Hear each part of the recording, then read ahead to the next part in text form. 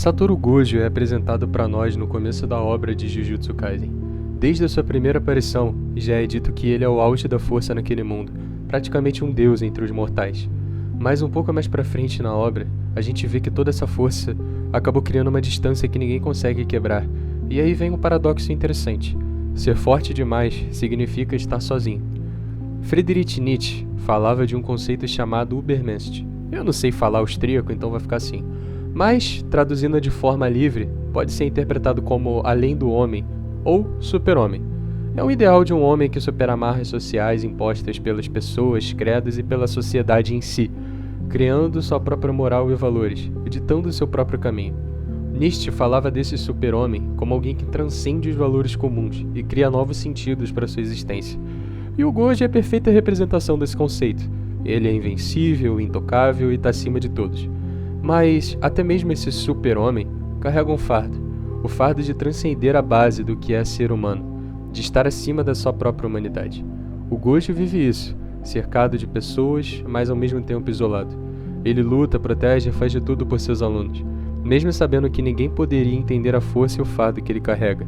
O que poderia ser dito como uma libertação, para o Gojo se torna uma prisão. Ser invencível não lhe deu um propósito. Ele é livre, mas solitário. É como se ele fosse um super-homem incompleto, que alcançou o poder para criar a sua própria liberdade, mas não consegue criar um propósito para sua força, e o resultado disso é um vazio.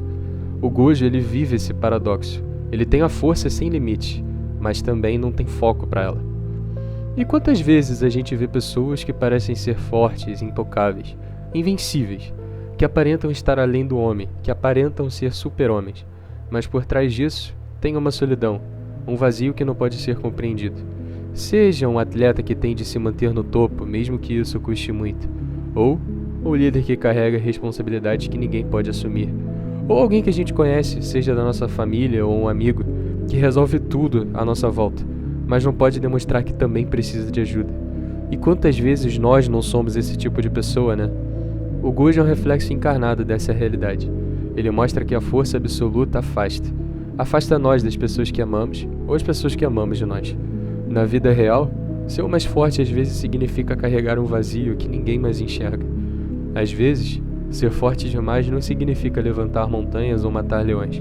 Ser forte às vezes significa sorrir quando tudo dentro de você quer desmoronar.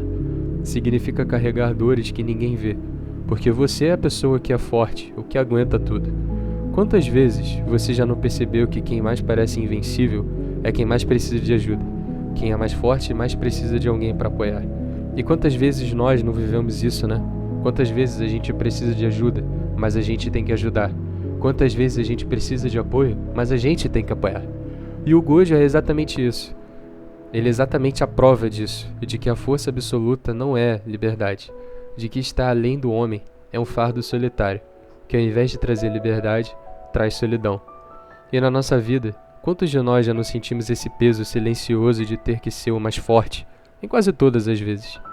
O Gojo nos ensina que ser forte demais é uma maldição, porque a solidão é o preço de ser invencível, e de estar além do homem. E talvez a verdadeira força não esteja em ser invencível de fato, mas em aceitar a fragilidade, em dividir o peso e encontrar sentido na companhia. No fim, o vazio não é sobre derrotar inimigos e vencer provações da vida. O vazio é não ter com quem dividir a vitória.